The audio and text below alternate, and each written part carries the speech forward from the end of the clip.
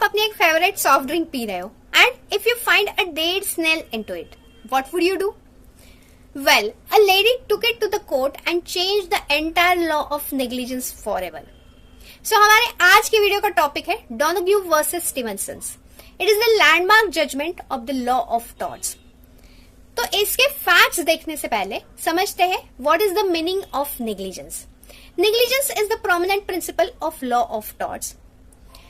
It includes individual conduct that is unreasonable and careless conduct or breach of duty to take care which results in harm to another person. तो चलिए start करते हैं अपना famous case law that is Donoghue versus Stevenson. सबसे पहले देखते हैं facts. ये है मिस्टर ए और ये है मिसेस डी, दोनों बहुत अच्छे फ्रेंड्स हैं। वो एक दिन कैफे में चले जाते हैं। वहां पर मिस्टर ए मिसेस डी के लिए जिंजर बियर परचेस करते हैं।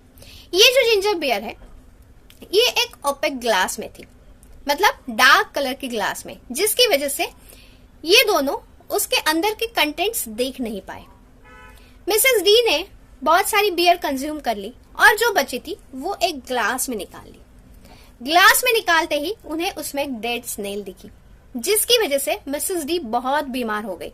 उन्हें स्टमक इन्फेक्शन हुआ। So she decided to take legal action against the manufacturer of ginger beer. लेकिन यहाँ पर एक क्वेश्चन उठा। जो कॉन्ट्रैक्ट था वो मैन्युफैक्चरर और मिस्टर ए के बीच में था, क्योंकि मिस्टर ए ने वो जिंजर बियर परचेज की थी।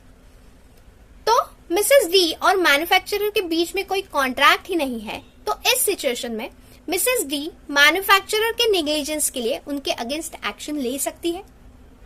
यहाँ पर कोर्ट ने एक नया रूल दिया, नया प्रिंसिपल दिया, दैट इज नेबर प्रिंसिपल। वहां पर उन्होंने नेबर का मीनिंग भी एक्सप्लेन किया।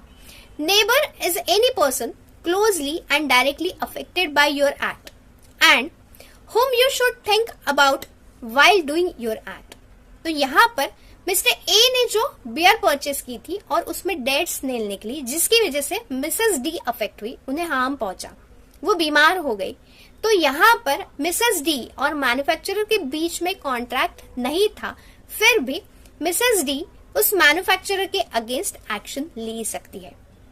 मतलब कोई कॉन्ट्रैक्ट नहीं है और मैन्युफैक्चरर की नेग्लिजेंस और केयरलेसनेस की वजह से कोई पर्सन को हार्म पहुंचता है, तो वो पर्सन मैन्युफैक्चरर के अगेंस्ट एक्शन ले सकता है।